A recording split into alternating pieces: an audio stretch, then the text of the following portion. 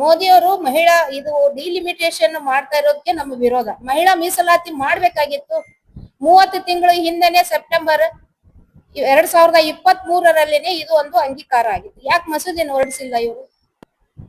ಅವಾಗ ಮಾಡ್ಬೇಕಾಗಿತ್ತು. ಮಹಿಳಾ ಪರ ಅಲ್ಲ ಮೋದಿಜಿ ಅವರಿಗೆ ಅವ್ರ ಮನೆಯಲ್ಲಿ ಅವ್ರ ಮಹಿಳೆಗೆ ಅವ್ರ ಹೆಂಡತಿಗೆನೆ ಅವ್ರ ನ್ಯಾಯ ಕೊಡ್ಸಕತ್ತಿಲ್ಲ. ನಮ್ಮ ದೇಶದ ಹೆಣ್ಮಕ್ಳಿಗೆ ಯಾವ ರೀತಿ ನ್ಯಾಯ ಕೊಡಿಸ್ತಾರೆ?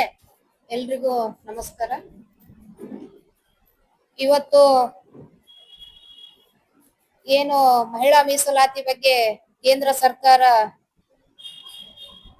ನಿರ್ಧಾರ ತಗೊಳ್ಳುವಲ್ಲಿ ವಿಫಲವಾಗಿದ್ದು ನಮ್ಮೆಲ್ಲರಿಗೂ ಹೆಣ್ಮಕ್ಳಿಗೂ ವಿಶೇಷವಾಗಿ ಎಲ್ಲ ಮುಂಚೂಣಿಯಲ್ಲಿ ಇರುವಂತಹ ನಮ್ಮ ಹೆಣ್ಮಕ್ಳಿಗೆ ಮತ್ತು OBC ವರ್ಗದವ್ರಿಗೆ ಬಹಳ ಖುಷಿ ತರುವಂತ ವಿಷಯ. ಯಾಕಪ್ಪ ಅಂದ್ರ ಏನು ಕೇಂದ್ರ ಸರ್ಕಾರ ದೃಢ ನಿರ್ಧಾರ ಒಂದು ಎಲೆಕ್ಷನ್ ಟೈಮ್ದಲ್ಲಿ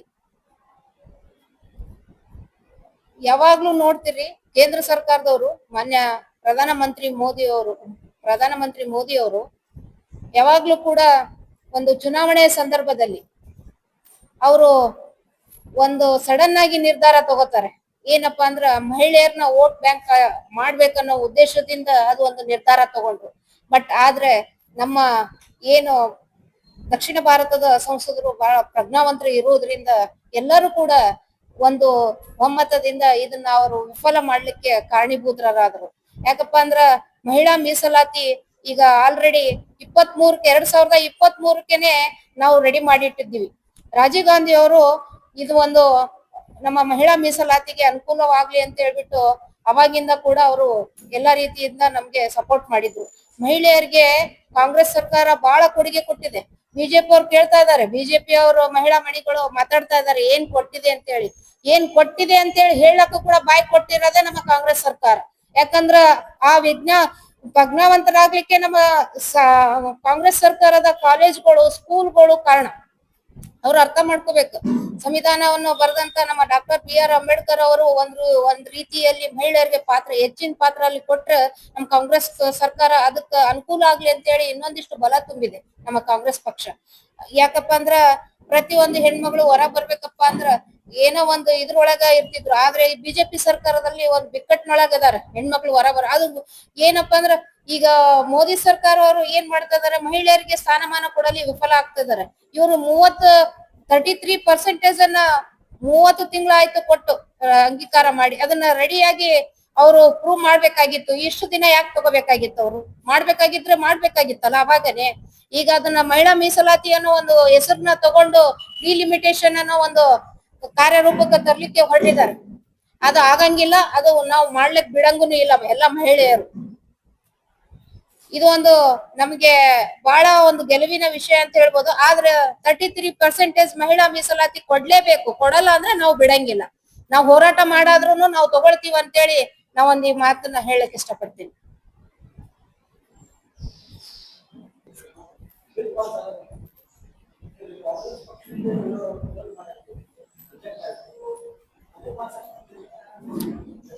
ಅವ್ರು ಮಹಿಳಾ ಮೀಸಲಾತಿ ಮಾಡ್ತಿದ್ರಪ್ಪ ಅಂದ್ರೆ ಓಕೆ, ಅದ್ರ ಜೊತೆ ಡಿಲಿಮಿಟೇಷನ್ ಯಾಕೆ ಮಾಡ್ತಾ ಇದ್ರು? ಡಿಲಿಮಿಟೇಷನ್ ನಮ್ಗೆ ಯಾರಿಗೂ ಹೇಳಿಲ್ಲ. ನಮ್ಮ ಒಕ್ಕೂಟದ ಏನೋ ಒಂದು ಇದು ಇದ್ದ ಆ ನಿರ್ಧಾರದಲ್ಲಿ ಅವ್ರದ್ದು ಫೇಲ್ ಆಯ್ತು. ಡಿಲಿಮಿಟೇಷನ್ ಯಾಕೆ ಮಾಡಿದ್ರು? ಮಹಿಳಾ ಮೀಸಲಾತಿಗೆ ಯಾರ್ದು ನಮ್ದು ಕಾಂಗ್ರೆಸ್ ಸರ್ಕಾರದವ್ರದ್ದು ವಿರೋಧ ಇಲ್ಲ. ಯಾಕಪ್ಪ ಅಂದ್ರೆ ನಮ್ಮ ಪಕ್ಷದಲ್ಲಿ ಒಂದು ಪ್ರಧಾನ ಮಂತ್ರಿಯಾಗಿ ಆಯ್ಕೆ ಮಾಡಿದಂತ ಪಕ್ಷ ಯಾವ್ದಾದಿತ್ತಪ್ಪ ಅಂದ್ರೆ ಅದು ನಮ್ಮ ಕಾಂಗ್ರೆಸ್ ಪಕ್ಷ. ನಮ್ಮ ಇಂದಿರಾ ಗಾಂಧಿ ಅವರು ಕೂಡ ಒಂದು ಮಹಿಳೆ. ಇನ್ನು ತನಕ ಅವ್ರು ಬಿಜೆಪಿ ಸರ್ಕಾರದಲ್ಲಿ ಯಾರು ಒಬ್ರು ಒಂದು ಮಹಿಳೆ ಆಗಿಲ್ಲ.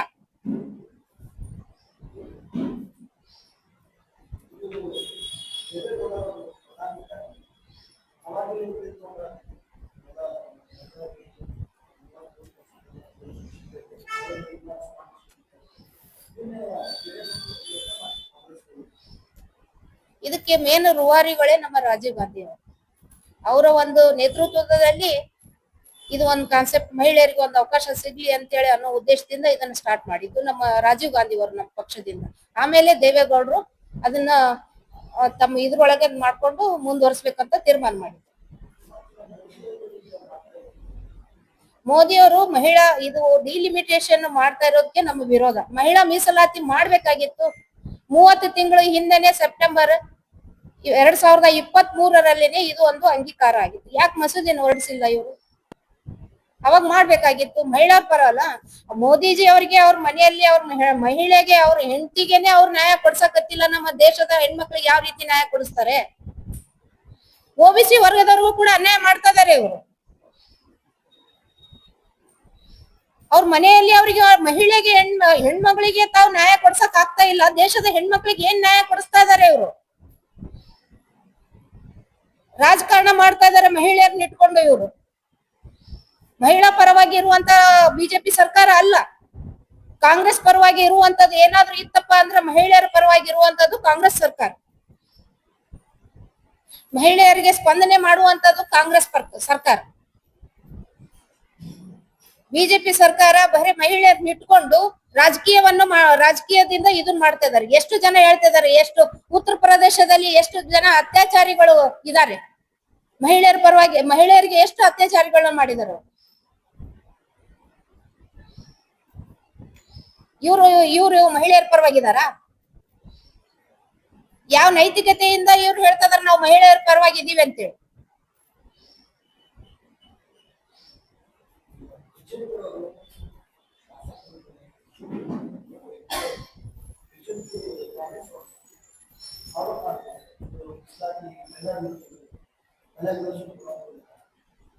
ಮಹಿಳಾ ವಿರೋಧಿಗಳಂತೇಳಿ ಅಂದ್ರೆ ನಮ್ಮ ಕಾಂಗ್ರೆಸ್ ಸರ್ಕಾರದಲ್ಲಿ ಏನು ಮಹಿಳೆಯರಿಗೆ ಕೊಟ್ಟಂತ ಸ್ಥಾನಮಾನಗಳು ಬಿಜೆಪಿಯಲ್ಲಿ ಯಾರು ಕೊಟ್ಟಿದ್ದಾರೆ ಹೇಳಿ? ಬಿಜೆಪಿ ಅವರು ಉತ್ತರ ಕೊಡ್ಬೇಕು ನಮ್ಗೆ. ಯಾರಿದ್ದಾರೆ? ಇವತ್ತೇನಾದ್ರೂ ನೋಡ್ತಿದೀವಪ್ಪ ಅಂದ್ರೆ ಅದು ನಮ್ಮ ಕಾಂಗ್ರೆಸ್ ಸರ್ಕಾರದಿಂದಾನೇ ಮಹಿಳೆಯರಿಗೆ ಸ್ಥಾನಮಾನ ಸಿಕ್ಕಿರುವಂತದ್ದು. 33% ಮಹಿಳಾ ಮೀಸಲಾತಿಗೆ ಅಂಗೀಕಾರ ನಮ್ಮ ಕಾಂಗ್ರೆಸ್ ಸರ್ಕಾರ ಕೂಡ ಒಪ್ಪಿಗೆ ಕೊಟ್ಟಿದೆ. ಡಿಲಿಮಿಟೇಷನ್ ಇವ್ರು ಯಾಕೆ ಮಾಡ್ತಾ ಇದ್ದಾರೆ? ಡಿಲಿಮಿಟೇಷನ್ ಮಾಡೋದ್ರಿಂದ ಹಿಂದುಳಿದ ವರ್ಗದ ಮಹಿಳೆಯರಿಗೂ ಕೂಡ ಅನ್ಯಾಯ ಆಗ್ತದೆ. ಸರಿ ಸಮನಾಗಿ ನೋಡುವಂತ ಪಕ್ಷ ಯಾವ್ದಾದಿತ್ತಪ್ಪ ಅಂದ್ರೆ ಅದು ಕಾಂಗ್ರೆಸ್ ಸರ್ಕಾರ. ನಮಗೆ ಮೀಸಲಾತಿ ವಿರೋಧ ಇಲ್ಲ, ಡಿಲಿಮಿಟೇಷನ್ ವಿರೋಧ ಇದೆ. ಮೀಸಲಾತಿಗೆ ನಮ್ದು ಸಂಪೂರ್ಣ ಅನುಮತಿ ಇದೆ. ಇದು ನಾವು ಮಹಿಳಾ ಮೀಸಲಾತಿಗೆ ಏನು ಅದು ಬಿಲ್ ಪಾಸ್ ಮಾಡ್ತಾರೆ ಅದಕ್ಕೆ ನಮ್ದು ಅನುಮತಿ ಇದೆ. ಡಿಲಿಮಿಟೇಷನ್ಗೆ ನಮ್ದು ಅನುಮತಿ ಇಲ್ಲ. ಅದೇ ಏನ್ ಇವ್ರು ಹೇಳ್ತಾ ಇದಾರೆ, ತಾವು ಮಾಡಿ ಇದ್ದಂಗೆ ಹೇಳಿದ್ರೆ ಎದ್ ಬಂದ್ ಎದಿಗ್ ಗೊತ್ತರಂತೆ, ಆ ತರ ಆಗ್ಬಿಟ್ಟಿದೆ. ಸತ್ಯನ ಮಾತಾಡಕ್ಕೇನು ಅವ್ರಿಗೆ, ಯಾಕಂದ್ರೆ ಅವ್ರು ಸುಳ್ಳುಗಳನ್ನ ಹೇಳ್ಕೊತ ಬಂದವ್ರಿಗೆ ಸತ್ಯ ಕರ್ಗಿಸ್ಕೊಳ್ಳೋದು ಬಹಳ ಕಷ್ಟ ಆಗ್ಲಕತ್ತದ. ನಮಗೆ ಬಂದ್ರೆ ಮಹಿಳೆಯರಿಗೆ ಎಲ್ಲಾ ರೀತಿಯಿಂದನೂ ಅನುಕೂಲ ಆಗ್ತಿತ್ತು. ಇವರು ಡಿಲಿಮಿಟೇಷನ್ ಮಾಡೋದ್ರಿಂದ ಹಿಂದುಳಿದ ವರ್ಗಗಳ ಹೆಣ್ಮಕ್ಳಿಗೆ ಬಹಳ ಲಾಸ್ ಆಗುತ್ತೆ. ಯಾಕಪ್ಪ ಅಂದ್ರೆ ರಾಜಕಾರಣದಲ್ಲಿ ಅವರು ಮುಂದೆ ಬರ್ಲಕ್ ಆಗಲ್ಲ. ಯಾವುದೇ ಒಂದು ಡಿಪಾರ್ಟ್ಮೆಂಟ್ ಅಲ್ಲಿ ಕೂಡ ಅವ್ರು ಮುಂದೆ ಹೋಗ್ಲಕ್ ಸಾಧ್ಯ ಇಲ್ಲ. ಅದಕ್ಕೋಸ್ಕರನೇ ನಮಗೆ ಡಿಲಿಮಿಟೇಷನ್ ವಿರುದ್ಧ, ಮಹಿಳಾ ಮೀಸಲಾತಿಯಾಗಿ ನಾವು ಪರವಾಗಿದ್ದೀವಿ.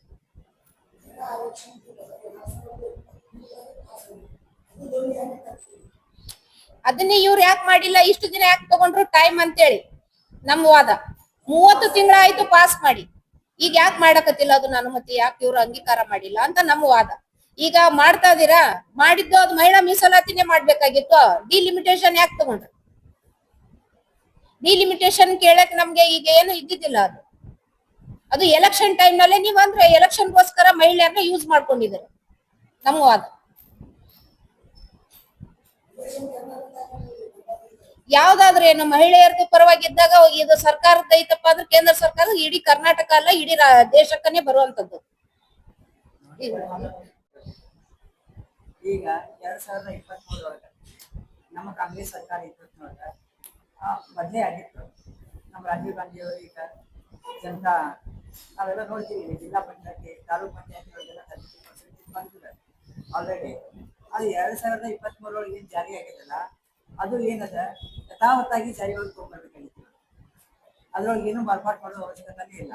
ಈಗಾಗಲೇ ಮೀಸಲಾತಿ ಸಿಕ್ಕದ ಅದ್ರೊಳಗೆ ಅದನ್ನ ಯಾಕೆ ಜಾರಿ ತಗೊಂಬಂದಿಲ್ಲ ಇವರು ಅನ್ನೋದನ್ನೇ ನಾವೆಲ್ಲರೂ ಕೇಳೋದು. ಈಗ ಜನಸಂಖ್ಯೆ ಆಧಾರದ ಮೇಲೆ ಅಂತ ಹೇಳ್ತಾರಲ್ಲ, ಜನಸಂಖ್ಯೆ ಆಧಾರ ಹೆಂಗ್ ಮಾಡ್ತಾರೆ ಇವರು? ಈಗ ಉತ್ತರ ಭಾರತದೊಳಗೆ ಏನದ ಜನಸಂಖ್ಯೆ ಭಾಳ ಅದ, ದಕ್ಷಿಣ ಭಾರತದಲ್ಲಿ ಜನಸಂಖ್ಯೆ ಕಡಿಮೆ ಆಗ್ತದೆ.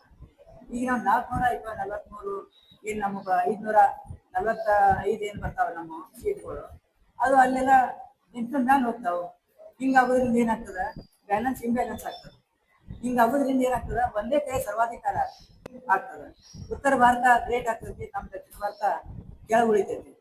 ಉತ್ತರ ಭಾರತ ತಮ್ಮ ಕೈಯೊಳಗೆ ತಗೊಂಡ್ರು ಅಂದ್ರ ಈಗ ಅವ್ರ ಉದ್ದೇಶ ಏನಂದ್ರ ಪೂರ್ತಿ ಉತ್ತರ ಭಾರತ ತಮ್ಮ ಕೈಯೊಳಗೆ ಬಂತಂದ್ರ ಅಂದ್ರೆ ಅಲ್ಲಿ ಮೆಜಾರಿಟಿ ಹೆಚ್ಚಾಗೋದ್ರಿಂದ, ಜನಸಂಖ್ಯೆ ಆಧಾರದ ಮೇಲೆ ಮೆಜಾರಿಟಿ ಹೆಚ್ಚಾಗೋದ್ರಿಂದ ನಾಳೆ ಇವರು ಸಂವಿಧಾನಕ್ಕೆ ಕೂತು ತಗೊಂಡ್ಬರ್ತಾರೆ. ತಿದ್ದುಪಡಿ ಬೇಕಾದ ತಿದ್ದುಪಡಿ ಮಾಡ್ಬೋದು, ಸಂವಿಧಾನನೇ ಇಲ್ಲಾಗಿಲ್ಲ ಮಾಡಿಸ್ಕೋಬಹುದು. ಈ ನಿಟ್ಟಿನೊಳಗೆ ಅವ್ರು ವಿಚಾರ ಮಾಡಕ್ತಾರೆ. ಮುಂದಿನ ಎಲ್ಲಾರು ವಿಚಾರ ಮಾಡಿ ಅವ್ರು ಏನೇ ಜನಸಂಖ್ಯೆ ಆಧಾರದ ಮೇಲೆ ಆಗಲಿ ಅಂತ ಹೇಳ್ತಾರೆ.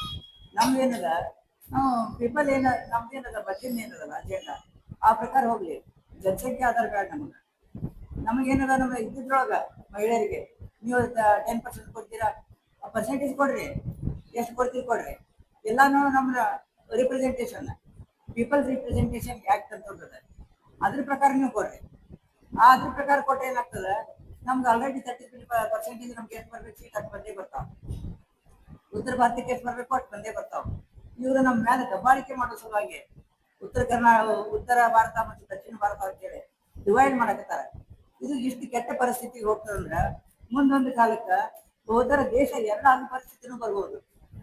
ಆ ಒಂದು ಕೆಟ್ಟ ಪರಿಸ್ಥಿತಿ ಬರಬಾರ್ದು ನಮ್ಮ ದೇಶಕ್ಕೆ ಅನ್ನೋ ಉದ್ದೇಶಕ್ಕಾಗಿ ನಮ್ಮ ರಾಹುಲ್ ಗಾಂಧಿ ಅವರು ಅದನ್ನೇ ಹೇಳಿದ್ರು, ನಮ್ಮ ಮಹಿಳಾ ಮೀಸಲಾತಿ ವಿರೋಧಿಲ್ಲ, ಈಗಾಗಲೇ ಜಾರಿಗಳು ಬಂದಿರ್ತದೆ, ಅದಕ್ಕೆ ನಮ್ದು ತಕರಾರಿಲ್ಲ. ಆದ್ರೆ ಈಗ ಇಲೆಕ್ಷನ್ ಟೈಮ್ ನೀವು ಇದನ್ನ ಯಾಕೆ ತಗೊಂಡ್ ಬಂದ್ರಿ, ಅದ್ರ ಜೊತೆಗೆ ಯಾಕೆ ಸೇರಿಸಿದ್ರಿ, ಇದನ್ನ ಅವ್ರು ಸೆಪರೇಟ್ ಮಾಡ್ಬೇಕಾಗಿತ್ತು. ಮತ್ತೆ ಅವ್ರ ಉದ್ದೇಶ ಹೆಂಗಿತ್ತು ನೋಡ್ರಿ, ಇದು ಬಿಲ್ ಜಾರಿ ಆಗುದಿಲ್ಲ ಅನ್ನೋದು ಅವ್ರಿಗೆ ಗೊತ್ತಿತ್ತು. ಅದಕ್ಕಾಗಿನೇ ಮೊದಲೇ ಅವರು ಬ್ಯಾನರ್ಗಳನ್ನೆಲ್ಲ ಪ್ರಿಂಟ್ ಮಾಡ್ಕೊಂಡ್ ಬಂದ್ ಕುಂತಾರೆ. ಈಗ ಆಗ್ತದ ಇಲ್ಲ ಅನ್ನೋದು ಹೆಂಗ್ ಗೊತ್ತಿತ್ತು, ಮತ್ತೆ ಆಗುದಿಲ್ಲ ಅಂತ ಗೊತ್ತಿತ್ತಂತ ಗೊತ್ತಾಗ್ತದಲ್ಲ ಇದ್ರ ಮೇಲಿಂದ. ಅವರೆಲ್ಲ ನಾವು ಶೋಭಾ ಕರಂದ್ಲಾಜೆ ಅದೆಲ್ಲ ನೋಡಿದ್ವಿ. ಒಮ್ಮೆ ನಮಗೆ ಅಧಿವೇಶನದಿಂದ ಹೊರಗೆ ಬಂದ ಕೂಡಲೇ ಎಲ್ಲಾರು ಹಿಡ್ಕೊಂಬಂದ್ರೆ ಬ್ಯಾನರ್, ಎಲ್ಲಿತ್ತು ಇವ್ರ ಕಡೆ ಬ್ಯಾನರ್, ಯಾರು ಮಾಡಿ ಕೊಟ್ಟಿದ್ರಿ ಇವ್ರಿಗೆ, ಅಡ್ವಾನ್ಸ್ ಆಗಿ ಹೆಂಗ್ ಗೊತ್ತಿತ್ತು ಇವ್ರಿಗೆ, ಯಾಕಂದ್ರೆ ಇದನ್ನ ಟ್ಯಾಕ್ಟಿಸ್ ಅದ. ಮೊದ್ಲು ಅವ್ರಿಗೆ ಗೊತ್ತಿತ್ತು ಮಹಿಳಾ ಮೀಸಲಾತಿ ಇಟ್ಕೊಂಡ್ ಬಂದಿವಿ ಅಂದ್ರೆ ಇವ್ರು ಅದ್ರ ಜೊತೆಗೆ ಇದನ್ನ ಡಿಮ್ಯುನಿಟೇಷನ್ ಅದನ್ನ ರಿಜೆಕ್ಟ್ ಮಾಡೇ ಮಾಡ್ತಾರ ಅನ್ನೋದು ಅವ್ರಿಗೆ ಗೊತ್ತಿತ್ತು. ಅದಕ್ಕೆ ಅವ್ರದ್ದೇನು ಉದ್ದೇಶ, ಮಹಿಳೆಯರ ವಿರೋಧದಾರ ಕಾಂಗ್ರೆಸ್ನವರು ಅಂತ ತೋರಿಸ್ಬೇಕಾಗಿತ್ತು. ಆ ತೋರಿಸೋ ಉದ್ದೇಶಕ್ಕಾಗಿ ಇದನ್ನ ಮಾಡ್ಯಾರ. ನಿಜವಾಗಿ ಮಹಿಳಾ ಕಾಂಗ್ರೆಸ್ಗಾಗ್ಲಿ ಮಹಿಳೆಯರಿಗಾಗ್ಲಿ ಮುಂದೆ ತಗೊಂಡ್ಬರ್ಬೇಕು ಅನ್ನೋಂಥ ಯಾವುದೋ ಉದ್ದೇಶ ಅವ್ರಿಗಿಲ್ಲ. ಅದು ಇದ್ದದ್ದು ಕೇವಲ ಕಾಂಗ್ರೆಸ್ನವ್ರಿಗೆ. ಇವ್ರದ್ದೇನಾರ ಗಣ್ಣು ವರ್ಷದಂತ ಹೇಳಿದ್ರಲ್ಲ, ಇವರು ಮಹಿಳೆಯರಿಗೆ ಅವ್ರು ಪ್ರಾತಿನಿಧ್ಯ ಕೊಡ್ತಿದ್ರು ಅಂದ್ರೆ ನಮ್ಮ ಹೆಂಡತಿ ಮೊದಲು ಕೊಡ್ರಿ, ಹೆಂಡತಿ ಅಂತ ಒಪ್ಕೊಡ್ರಿ. ನೀವು ಮಾತ್ರ ಎಲ್ಲಿದಾಳಕ್ಕೆ ಹೆಂಡತಿ ಅನ್ನೋದ ಪತ್ತೆ ಇಲ್ಲ. ಅದು ನೀವು ಮಹಿಳೆಯರಿಗೆ ಏನು ಪ್ರಾತಿನಿಧ್ಯ ಕೊಡ್ತಾರ್ರಿ, ಯಾವ ಮಹಿಳೆಯರಿಗೆ ಏನು ಪ್ರಾತಿನಿಧ್ಯ ಕೊಡ್ತಾರೆ ಇವರು, ನಮ್ಮ ಮಹಿಳಾ ವಿರೋಧಿ ಇದ್ದಾರ ಅಂತ ಹೇಳ್ತಾರೆ. ಇವ್ರು ಮೊದಲ ವಿರೋಧಿ ಇವರೇ ಅದಾರ, ಮಹಿಳಾ ವಿರೋಧಿಗಳು ಮೊದಲನೇ ವಿರೋಧಿನೇ ಅವರೇ ಅದಾರ. ಮಹಿಳಾ ವಿರೋಧಿ ಕಾಂಗ್ರೆಸ್ ಏನೂ ಇಲ್ಲ, ಇದ್ದಿದ್ದೂ ಇಲ್ಲ. ಯಾಕಂದ್ರೆ ಪ್ರತಿಭಾ ಪಾಟೀಲ್ ಅವ್ರಿಗೆ ಮಾಡಿದ್ರು ಮಹಿಳೆಯರು, ನಮ್ಮ ಕಾಂಗ್ರೆಸ್ನವರು ರಾಷ್ಟ್ರಪತಿ ಮಾಡಿದ್ರು. ಆಮೇಲೆ ಇವ್ರು ದ್ರೌಪದಿ ಮುರ್ಮು ಮಾಡಿದ್ರು. ಕಾಂಗ್ರೆಸ್ನೊಳಗೆ ಇಂದಿರಾ ಗಾಂಧಿ ಅವ್ರು ಆದ್ರು. ಇವರೆಲ್ಲ ಆಗ್ಯಾರ, ಯಾರ್ಯಾರ ಕಾಂಗ್ರೆಸ್ನೊಳಗೆ ಎಲ್ಲಿ ಆಗಿಲ್ಲ. ಎಲ್ಲೇ ಆಗಲಿ ನಮ್ಮ ಕರ್ನಾಟಕ ಅಂತ ಒಂದೇ ಅಲ್ಲ, ಇಡೀ ದೇಶದೊಳಗ ನೋಡ್ರಿ ಎಲ್ಲ ಕಡೆನೂ ಕಾಂಗ್ರೆಸ್ ಒಳ್ಳೆಯ ಅಭಿಪ್ರಾಯದಿಂದ ಮಹಿಳೆಯರಿಗೆ ಮೀಸಲಾತಿ ಕೊಟ್ಬೇಕು. ನಮ್ಮ ರಾಜೀವ್ ಗಾಂಧಿ ಅವ್ರು ಮಾಡಿದ್ರು ಅಂತೇಳಿ ಇವತ್ತು ಜಿಲ್ಲಾ ಪಂಚಾಯತಿ ತಾಲೂಕ್ ಪಂಚಾಯತಿ ಒಳಗೆ ಎಷ್ಟು ಜನ ಮಹಿಳೆಯರು ಬರ್ತಾರೆ. ಎಲ್ಲಾ ಮಹಿಳೆಯರು ನಮ್ಮನ್ನು ಕೊಂಡಾಡ್ತಾರೆ ಇವತ್ತು ಕಾಂಗ್ರೆಸ್ ಅನ್ನ. ಅದನ್ನ ನೀವು ಮಾಡ್ಲಿಲ್ಲ.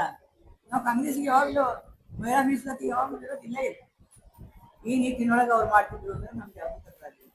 ನೀವು ಡಿವೈಡ್ ಮಾಡ್ತಿದ್ರು ಅಂತಂದ್ರೆ ಆ ಪಲ್ಸಿಗೆ ನಾವು ಒಪ್ಪಂಗಿಲ್ಲ. ಪೀಪಲ್ ಸಂಖ್ಯೆ ಹೆಂಗಂತಲ್ಲ ಅದು ಮಾಡಿ ಅದನ್ನ ನಾವು ಒಪ್ಕೋತೀವಿ. ಅದು ಎಷ್ಟು ಪರ್ಸೆಂಟೇಜ್ ಬರ್ತದೆ ಆ ಪರ್ಸೆಂಟೇಜ್ ಈಗ ಇದ್ದಷ್ಟೇ ಬರ್ತದೆ. ನಮ್ಮ ಪರ್ಸೆಂಟೇಜ್ ನಮ್ಮ ಹೆಚ್ಚಾಗ್ತಾವೆ, ಅವ್ರು ಎಷ್ಟು ಆಗ್ತಾವ ಅವ್ರನ್ನ ಲಿಮಿಟ್ ಮೇಲೆ ಆಗ್ತದೆ. ಅದ್ರ ಮೇಲೆ ಇವ್ರು ಕೊಡ್ಲಿ.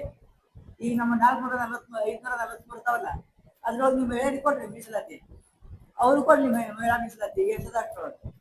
ನಾವು ಅದಕ್ಕೆ ವಿರೋಧಿಲ್ಲ. ಈ ನಿಟ್ಟಿನೊಳಗೆ ಯಾವಾಗಲೂ ಮಹಿಳೆಯರ ಸಲುವಾಗಿನೇ ಕಾಂಗ್ರೆಸ್ ಅದ ಅಂತ ಒತ್ತಿ ಹೇಳಲಿಕ್ಕೆ ನಾವು ಪ್ರಯತ್ನ ಮಾಡ್ತೀವಿ ಮತ್ತು ನಾವು ಅದ್ರ ಜೊತೆಗಿದ್ದೀವಿ. ಈ ಹೋರಾಟ ನಾವು ಮುಂದುವರಿಸ್ತೀವಿ. ಈ ಹೋರಾಟ ಎಲ್ಲಿ ತನಕ ಮಹಿಳಾ ಮೀಸಲಾತಿ ಜಾರಿ ಆಗೋ ತನಕ ನಮ್ಮ ಹೋರಾಟ ಮುಂದುವರಿತೀವಿ. ಇದ್ರೊಳಗೆ ಮಹಿಳೆಯರು ಅಂತಂದ್ರೆ ಎಲ್ಲರೂ ಬರ್ತಾರೆ, ಎಲ್ಲಾ OBC ಇಟ್ಕೊಂಡು ಎಲ್ಲಾ ಮಹಿಳೆಯರು ಇದ್ರೊಳಗೆ ಬರ್ತಾರೆ.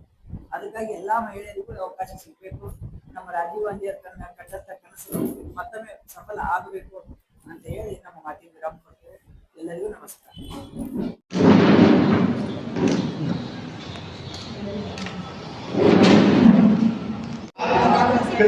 ದೊಡ್ಡ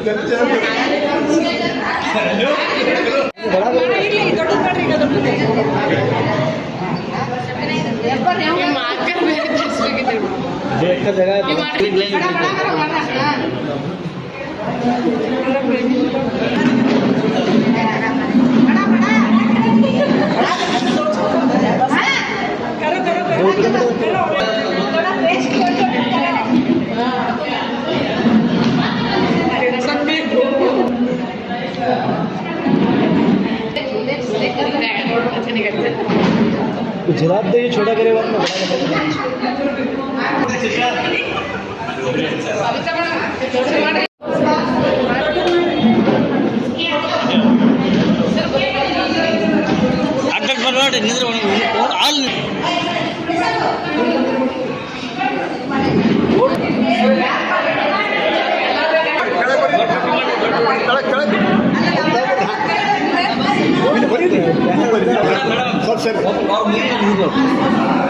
ದೊಡ್ಡ ಮಾಡ್ರಿ 2 ಎಕರೆ ಭೂಮಿ ಅದು ದೊಡ್ಡ ಮಾಡಿ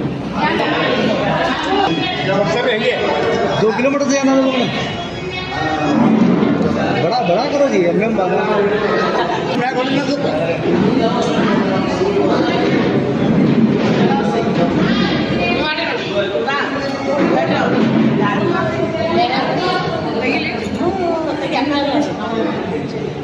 क्या यार खून गिंची लेके चलता ला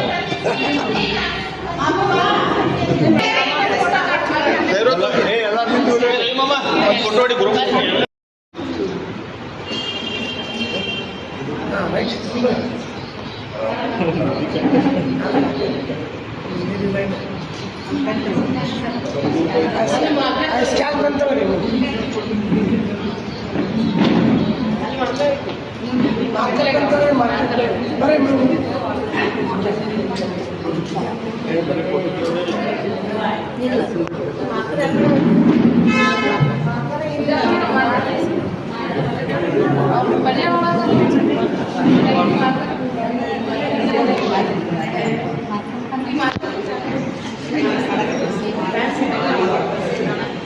ಮೇಡಮ್ ಸ್ವಲ್ಪ ಸೈಡ್ ಬರ ಹಂಗೆ ಮಾಡ್ಕೊಂಡು ಮುಂದೆ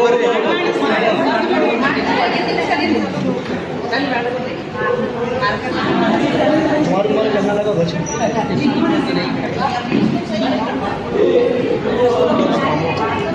ऊपर करो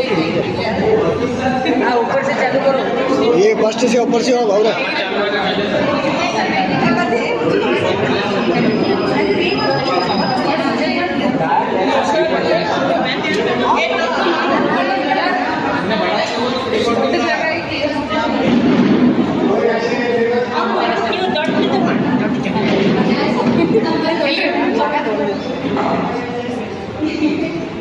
इधर करो आसमान